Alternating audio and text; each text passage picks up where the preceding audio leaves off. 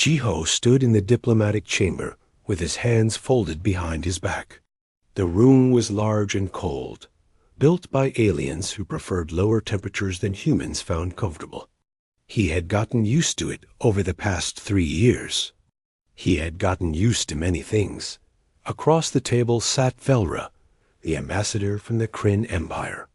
She was tall, taller than any human, with silver skin that seemed to shine under the artificial lights. Her eyes were dark and sharp. She looked at Jiho the way someone might look at an insect. They had been negotiating for 6 hours. The discussion was about trade routes and technology sharing. Earth wanted access to better medical technology. The Kryn Empire wanted mining rights on 3 human colonies. It should have been simple, but Velra kept adding more demands. Your people will also provide free labor for the mining operations, Velra said. Her voice was smooth, but hard. Ho shook his head slowly.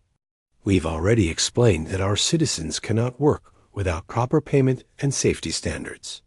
The conditions you're describing would be dangerous. Dangerous for primitive species, perhaps, Velra said.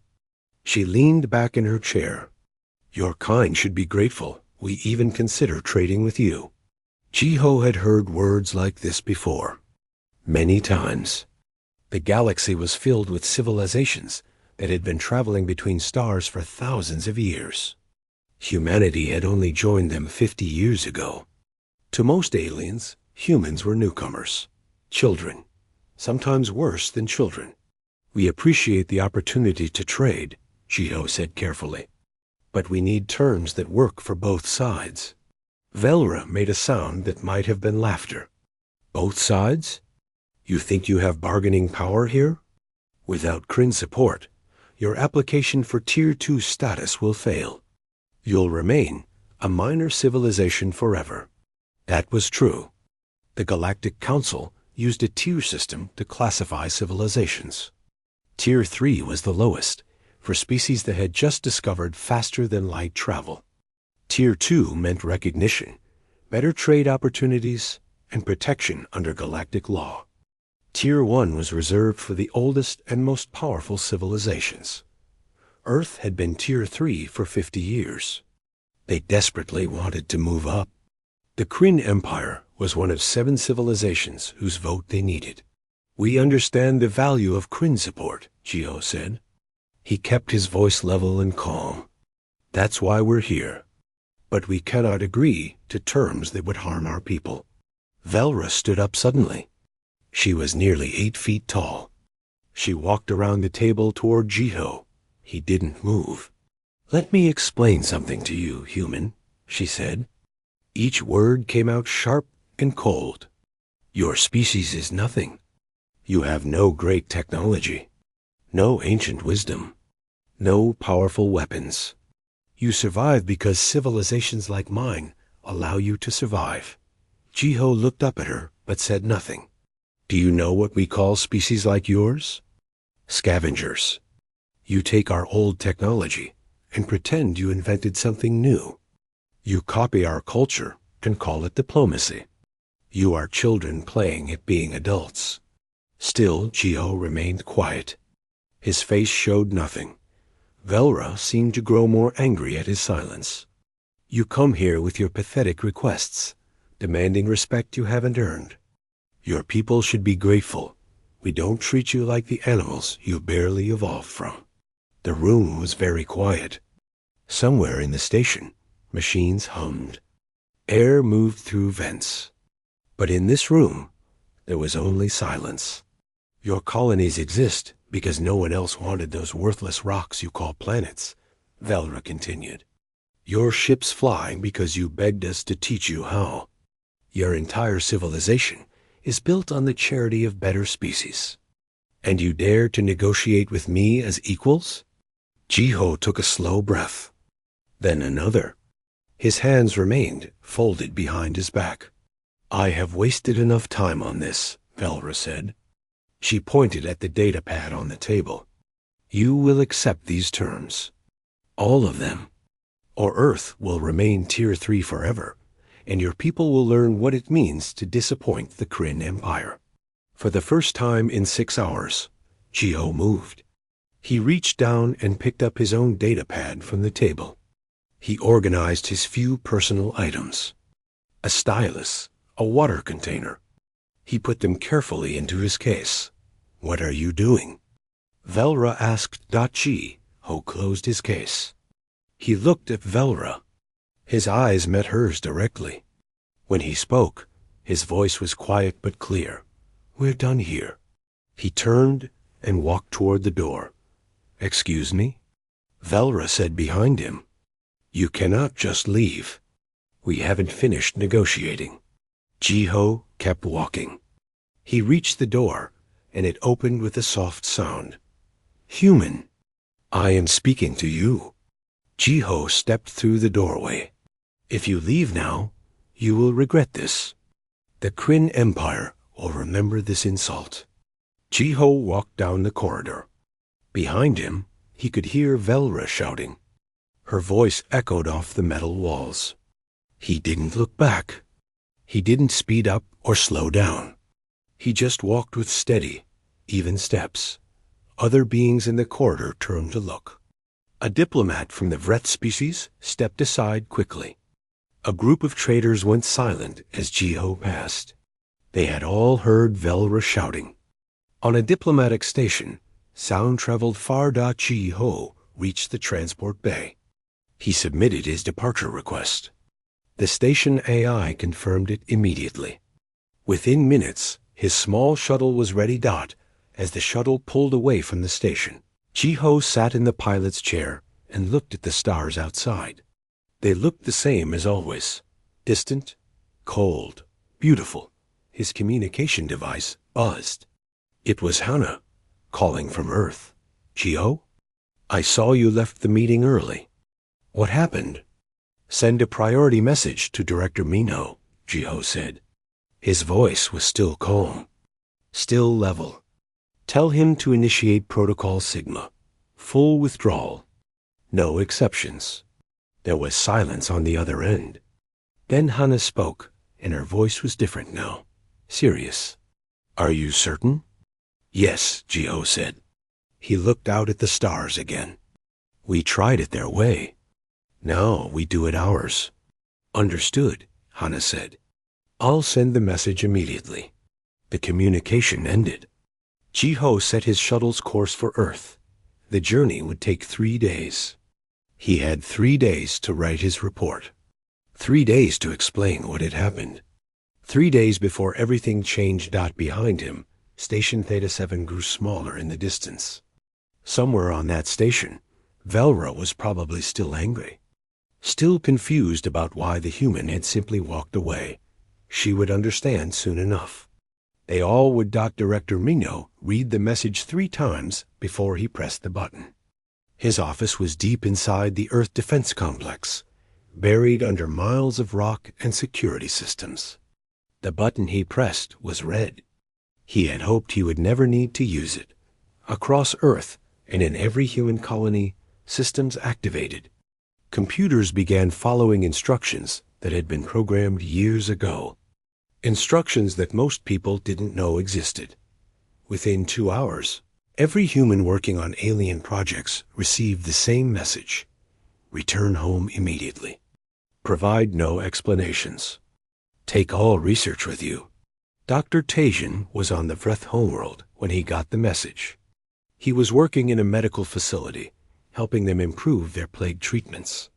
He read the message twice, then stood up from his workstation. "Is something wrong?" asked his Vreth colleague. "I have to return to Earth," Tajian said. He began packing his equipment. "But we're in the middle of synthesizing the new batch. The plague victims need this medication." "I'm sorry," Tajian said. He didn't explain further. He simply finished packing and left. Similar scenes happened across the galaxy. Human engineers working on the FTL communication network shut down their stations and departed. Human technicians maintaining the galactic defense grid logged out of their systems. Human traders closed their shops. Human teachers left their schools. They all went home. At first, the galaxy didn't notice. Humans were such a small part of everything. Surely other species could handle whatever the humans had been doing. But within a week, problems started appearing. The FTL communication network began having delays. Messages that used to arrive instantly now took hours, then days. The network administrators tried to fix it, but they couldn't understand the human modifications. The humans had made the system work better, but they had never fully explained how medical supplies stopped arriving on the Vreth homeworld. The plague was getting worse. Thousands were dying. They contacted other pharmaceutical companies, but the costs were 10 times higher than what humans had been charging. The Vreth government couldn't afford it. On the border between the Kryn Empire and the Dalish Federation, small conflicts began erupting. For years, human mediators had been quietly resolving disputes before they grew into violence. Without them, old hatreds came back to life. The galactic defense grid experienced its first major failure in 20 years. An asteroid that should have been detected and destroyed hit a mining station. 43 beings died. The investigation revealed that human engineers had been fixing critical errors in the system for the past decade. Errors that the original builders had never noticed. Director Minho sat in an emergency council meeting with Earth's leaders. They were watching reports from across the galaxy. How long until they understand? Asked one of the counselors. They're beginning to understand now, Minho said. He pulled up a chart showing all the systems that were failing. There were hundreds. We've been the backbone of their civilization for years. They just never realized it because they never looked closely at what we were doing. Will they try to force us back? Some will try, Minho said. But we've been preparing for this. Every human installation has. We could offer them Tier 2 status immediately, someone suggested. We already offered that, Velra said. She looked different now. Thinner. Her silver skin seemed dull. They refused. What about Tier 1 status? They refused all contact, Vexal said. They won't even listen to our offers. Then we forced them, said a representative from the Kryn military. Send ships to Earth. Demand they return to work. The chamber went silent. Finally, Kyrat H. stood. She had been invited to brief the council on military options. That would be unwise, she said. Why? They're a Tier 3 civilization. They have no significant military power. Kyrat pulled up a hologram. It showed human space, with new ship movements marked in red. 3 months ago, we detected unusual activity in human shipyards. They're building new vessels, large ones, with technology we don't recognize. Impossible, the Kryn representative said. Where would they get advanced technology? They developed it themselves, Kyrat said. Remember, humans have been quietly maintaining our most advanced systems for decades. They've had access to our best technology. They've studied it, learned from it, and apparently improved on it. She pulled up another image. 2 weeks ago, one of our scout ships encountered a human patrol near the border of their space. The human ship's energy signature was unlike anything we've seen. Our scout tried to scan it. The human ship jammed our sensors effortlessly. Then it sent a message. Return to your own territory. Our scout complied. They threatened us? No, Kyrat said. That's what's concerning. They didn't threaten. They didn't posture. They simply told us to leave, with complete confidence that we would. And we did, because our scout captain's instincts told him that ship could destroy him if needed.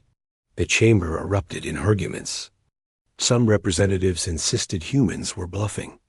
Others called for immediate military action. A few suggested trying diplomacy again. Vera sat quietly, listening. She remembered Jiho walking out of their meeting, the calm in his eyes. the certainty in his movements. He hadn't been running away. He had been choosing to leave. She had thought she was dismissing a weak species. Instead, she had insulted one that had been showing restraint. That night, Velra accessed the human intelligence files that had been leaked to galactic networks. She read the file about her own people, the Kryn Empire. Every page made her stomach turn dot. The humans knew everything. They knew about the Kryn economy's dependence on trade routes that humans had optimized. They knew about political factions within the empire. They knew about recent crop failures that the government had kept secret. They knew about military weaknesses in Kryn ship designs. And most disturbing, they had known all of this during her meeting with Jiho. He had sat there, listening to her insults, knowing that his people could damage the Kryn Empire in dozens of different ways if they chose to. He had chosen not to. He had simply walked away until she pushed him too far. Velra closed the files and sat in darkness. She had made a terrible mistake. She had thought she was dealing with inferiors. Instead, she had been sitting across from someone who was holding all the advantages and choosing not to use them. The humans hadn't been weak. They had been kind. And she had mistaken their kindness for weakness. Now the galaxy was learning the difference. The Kryn Empire was dying slowly, and its leaders knew it. Trade routes optimized by humans had collapsed. The economy was shrinking. Food supplies were disrupted. Citizens were protesting in the streets. Other civilizations that had feared Kryn power were now sensing weakness. In the Imperial War Chamber, military commanders argued about solutions. "We must show strength," said General Voctor. He was old, from a generation that remembered when the Kryn Empire ruled through fear. "The humans have embarrassed us, made us look weak. We need to remind the galaxy what happens when someone disrespects the Empire." "What do you propose?" asked the Supreme Commander. "A strike," Voctor said. He pulled up a star map. The human colony on Kepler 442. It's small, only 50,000 inhabitants. Mostly research facilities and farms. We send a fleet. Destroy their orbital stations. Show them they can't hide behind their withdrawal. "That's an act of war," someone objected. "They're already at war with us," Voctor said. "Economic war. They're strangling us. We're just responding with military means. After we show our strength, they'll negotiate. They'll have to." The Supreme Commander was silent for a long time. Finally, he nodded. "Prepare the fleet, but minimize civilian casualties. We want to send a message, not commit genocide." 3 days later, a Kryn battle fleet entered the Kepler 442 system. 12 warships, led by General Voctor himself. They expected to find a poorly defended colony, maybe a few patrol ships at most. What they found was Captain Doyon and the Earth Defense Fleet. "Kryn vessels, this is Captain Doyon of the Earthship Endeavor. You are entering human territory without authorization. Turn back immediately." Voctor looked at his screens. He saw one ship, just one. It was large, but it was alone against his 12 warships. "Human ship, we are here on a peacekeeping mission. Stand aside or be destroyed. This is your final warning," Doyon said. His voice was calm, almost bored. "Turn back." Voctor laughed. "Attack formation. Target that human ship. Let's teach them a lesson." The Kryn fleet advanced, their weapons charged. At this range, they could destroy the human ship in seconds. Then space itself seemed to change. From behind the colony's moon, 6 more human ships appeared. They had been hiding, using some kind of stealth technology the Kryn sensors hadn't detected. They moved into position with perfect coordination, surrounding the Kryn fleet. "All ships, fire at will," Voctor ordered. The Kryn ships opened fire. Dozens of energy weapons lit up space. But the human ships moved. They moved in ways that should have been impossible at those speeds. They dodged attacks that should have hit. Their movements were perfectly synchronized, like they were parts of one organism, and then the humans fired back. The weapons were unlike anything in the Kryn arsenal. Beams that seemed to bend around shields. Missiles that adapted their approach mid-flight. Energy pulses that overloaded Kryn defensive systems. Within 2 minutes, 3 Kryn ships were disabled. Their engines dead, their weapons offline. Impossible, Voctor whispered. How are they doing this? His tactical officer was frantically analyzing the human attacks. Sir, their ships are communicating faster than our sensors can detect. They're sharing targeting data, coordinating every movement. It's like they're reading our minds. All ships retreat pattern Omega. The Kryn fleet tried to withdraw, but the human ships predicted every move.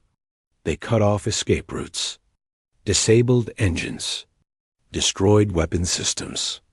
They fought with surgical precision, taking apart the Kryn fleet piece by piece. And they did it all without destroying a single ship completely. Every Kryn vessel was disabled but intact. Every crew survived. Finally, only Voctor's flagship remained operational, and barely. His weapons were gone. His shields were failing. Human ships surrounded him on all sides. Captain Doyon's voice came through again. General Voctor, you came to our colony to show strength. I hope you've learned something today. You wanted to see what humanity could do. Now you know. You'll pay for this, Voctor said, but his voice shook. No, Doyon said. You'll limp home and tell your leaders what happened here. Tell them that humanity didn't want war. We wanted peace and respect.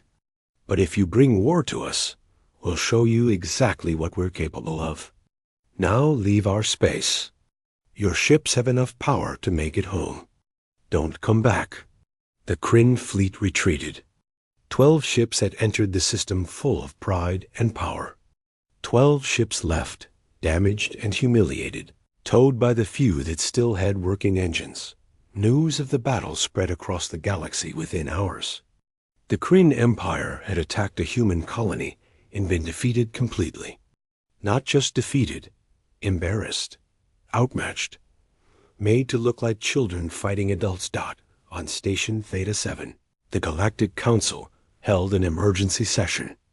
Prime Counselor Zephic, the official leader of the Council, contacted Earth directly. He offered full apologies. Tier 2 status immediately. Tier 1 status within a year. Full trade benefits. Everything Earth had ever asked for. The response came from young Sio, Earth's new diplomatic director.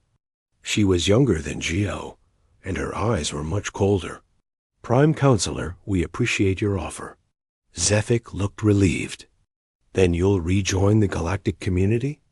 No, young Sio said simply. But we're offering you everything. Tier 1 status. Full recognition.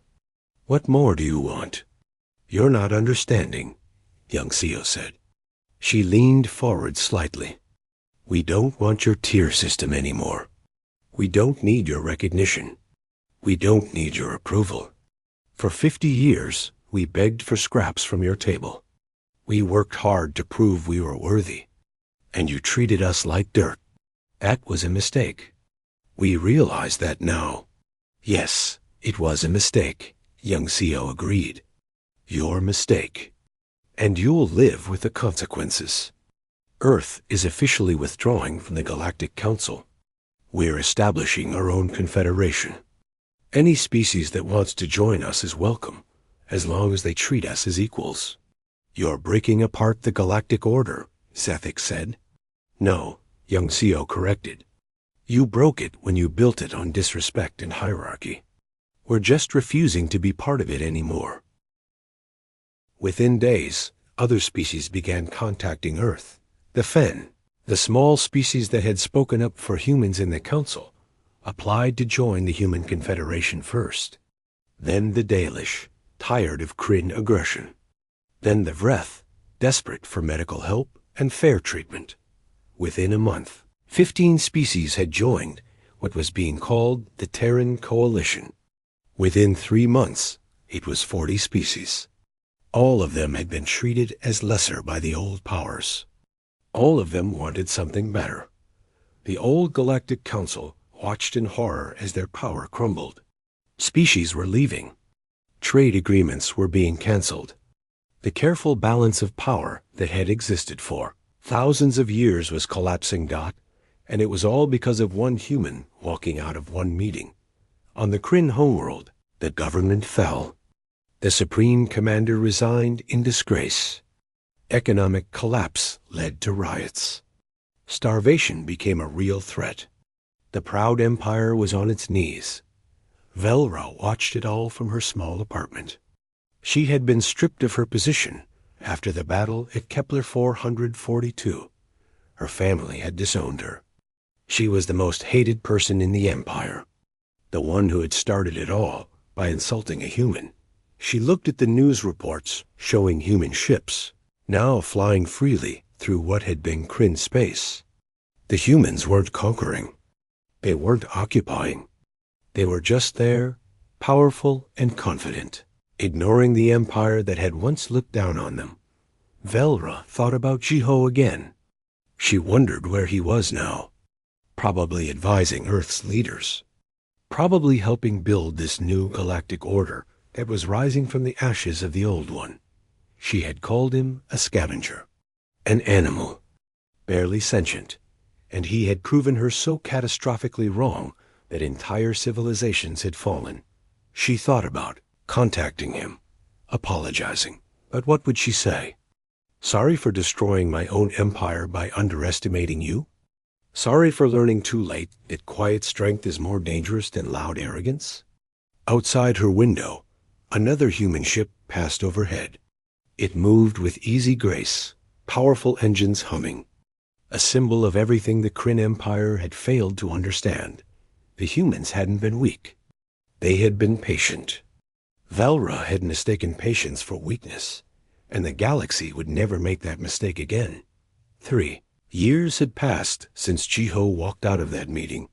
3 years since humanity withdrew from galactic society. 3 years since the old order fell apart. The galaxy looked very different now. The Terran Coalition had grown to include over 100 species. They operated on principles that seemed radical to the old powers. Equal votes for every member, regardless of size or military strength. Open trade with fair prices. Mutual defense without demands for tribute. Technology sharing without strings attached. It worked. The coalition was prospering, while the old Galactic Council struggled to maintain relevance. Chi-Ho stood in his office on Earth, looking at reports. He was a senior advisor now, helping guide humanity's relationships with other species. He was older, with gray in his hair that hadn't been there before. But his eyes were the same, calm, thoughtful. Patient. His assistant knocked on the door. Sir, you have a visitor. She doesn't have an appointment, but she says it's important. Who is it? Ambassador Velra, former Kryn Empire representative. Jiho was quiet for a moment. Then he nodded. Send her in. Velra entered slowly. She looked different than Jiho remembered. Smaller somehow, though her height was the same. Her silver skin was duller. Her clothes were simple, not the elegant robes she had worn before. She carried herself with none of the arrogance he remembered. Jiho, she said. Her voice was soft. Thank you for seeing me. Please sit, Jiho said. He gestured to a chair. They sat across from each other, just like 3 years ago. But everything was different now. I've been trying to get this meeting for 6 months, Velra said. Your people kept denying my requests. I understand why. Jiho said nothing. He simply waited. I came to apologize, Velra continued. Not as an ambassador. I'm not that anymore. Not as a representative of my government, which barely exists now. I came as myself, as someone who made a terrible mistake and needs to say sorry. I'm listening, Jiho said. Velra took a breath. That day in the negotiation room, I said terrible things. I called your people animals, scavengers, primitives. I said you didn't deserve respect. I said those things because that's what I had been taught. That's what my culture believed. That strength and age meant superiority. She looked down at her hands. I was wrong. So completely wrong. Your people weren't weak. You were choosing restraint. You weren't primitive. You were learning. You weren't scavengers. You were helpers, and we were too proud to see the value in that. Why are you telling me this now? Jiho asked. His tone wasn't angry or accusing. Just curious. Because I need you to know that I understand what I did. I didn't just insult you. I destroyed my own people by failing to see the truth. The Kryn Empire fell because we couldn't recognize valuable allies when we had them. We thought power came from dominance and threats.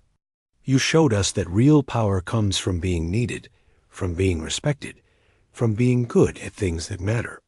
Jiho leaned back in his chair. Do you know how many times I heard insults like yours? How many meetings I sat through where aliens called humans stupid, or weak, or worthless? Many times, I imagine.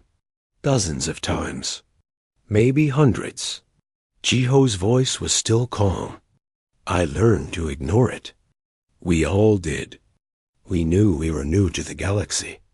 We knew we had to prove ourselves. So we worked hard. We helped where we could. We tried to be good neighbors. Then why did my words make you leave? Velra asked. What was different? Jiho was silent for a moment. Then he said, You weren't just insulting me. You were demanding that we accept abuse as the price of belonging. You wanted us to send our people into dangerous conditions for your profit. You wanted us to be grateful for exploitation. That was the difference. You weren't just rude. You were trying to make cruelty our new normal. Velra closed her eyes. I see.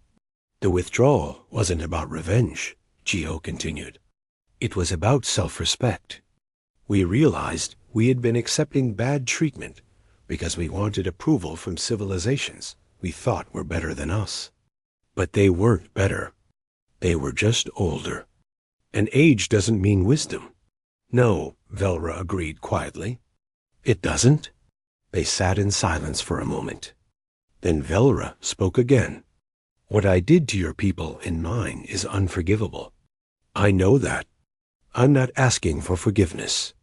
I just wanted you to know that I understand now.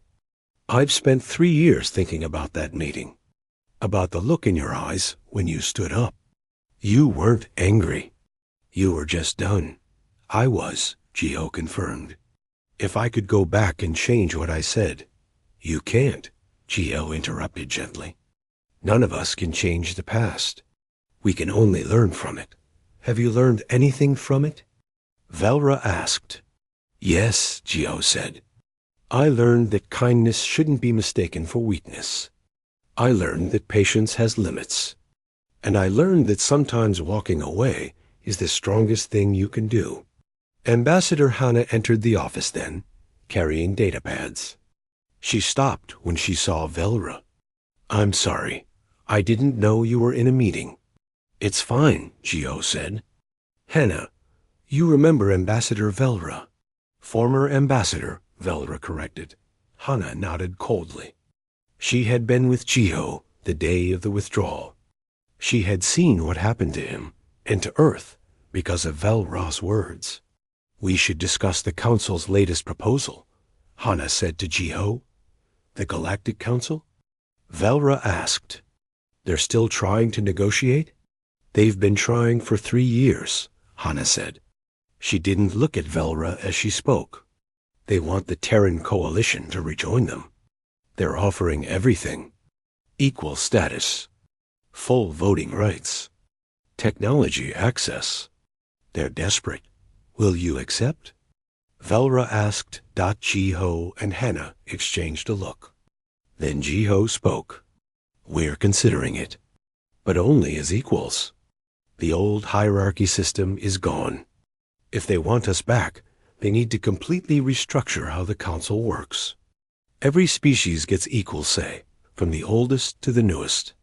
No more tiers. No more superior and inferior civilizations. They'll never agree to that, Velra said. The old powers would lose too much influence. Then they won't have us, Hannah said simply. We're fine on our own. The coalition is growing. We're prospering. We don't need them anymore. Velra stood slowly. I should go. I've taken enough of your time. Wait, Jiho said. He stood as well. Why did you really come here? The apology is appreciated, but you could have sent a message for that. Velra hesitated. Then she said, I wanted to ask if there's any way to fix what I broke. My people are suffering. The empire is gone. Millions are hungry. I thought maybe, if I apologized, if I explained that I understand now, you might help them. Ah, Jiho said. Understanding crossed his face. You want humanitarian aid. I have no right to ask. I know that, but I'm asking anyway. Not for me, for the people who had nothing to do with my mistakes. Hannah shook her head. The Kryn Empire attacked our colony. They started a war. I know, Velra said. And we lost. We lost everything. We're not a threat anymore. We're just people trying to survive. Jiho walked to the window and looked out at Earth's sky. He was quiet for a long time. Finally, he said, the Terran Coalition has a humanitarian division. They help species in crisis, regardless of politics. I can refer you to them.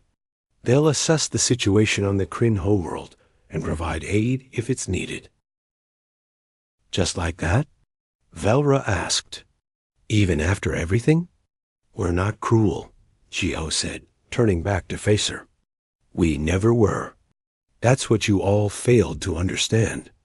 We withdrew because we were treated badly, not because we wanted others to suffer. If people are starving, we'll help feed them. That's who we are. Velra's eyes filled with tears. In her culture, crying was a sign of deep emotion rarely shown. Thank you, she whispered. Don't thank me yet, Jiho said. Aid comes with conditions. Your people will need to agree to coalition principles. Equal treatment of all species. Fair trade. No aggression. Can you accept that? Yes, Velra said immediately. Absolutely yes. After Velra left, Hannah turned to Jiho. Are you sure about this? The Kryn Empire hurt a lot of people. The Kryn government hurt people, Jiho corrected. Most Kryn citizens were just living their lives. They didn't choose what happened. Should they starve because their leaders made bad decisions? I suppose not, Hannah admitted. Besides, Jiho continued, this is how we build something better than what existed before. The old council ruled through fear and hierarchy. We rule through respect and cooperation.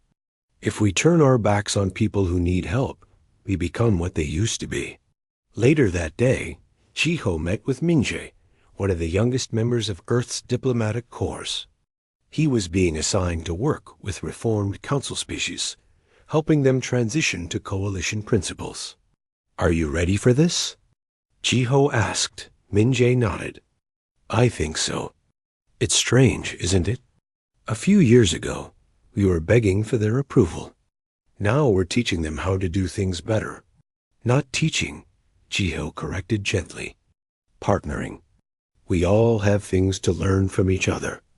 The difference now is that we're doing it as equals. Do you think it will last? This new system? Jiho looked out his office window again. In the sky above Earth, he could see ships from dozens of different species. All part of the coalition. all working together.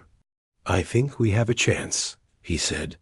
For the first time in galactic history, we have a system based on respect instead of power. It won't be perfect. There will be problems. But it's better than what came before. And if the old council tries to go back to the old ways, then we walk away again, Jiho said simply. That's the lesson we taught the galaxy. You can't force cooperation. You can't demand respect. You have to earn it. And if you don't, we'll do fine without you. Min-Jae smiled. I wish I could have seen you that day. When you walked out of the meeting. It wasn't dramatic, Jiho said. I just stood up and left. But it changed everything. No, Jiho said thoughtfully. Velra's words changed everything. I just chose not to accept them. There's a difference. That evening, Jiho received a message. It was from the Galactic Council. They had agreed to restructure. No more tier system. Equal voting for all species. New rules based on fairness and cooperation. They were asking the Terran Coalition to rejoin them. As partners. As equals. G. Ho read the message twice. Then he forwarded it to Director Mino and the Coalition leadership. They would discuss it. Vote on it. Decide together, the way equals should. 3 years ago, Jiho had walked away from a galaxy that didn't respect him. Now that galaxy was asking him to come back. Not as an inferior. Not as a supplicant. But as an equal. Velra's cruel words had hurt. But they had also freed humanity to become what they were always capable of being. And that, Jiho thought, was worth everything that had happened since.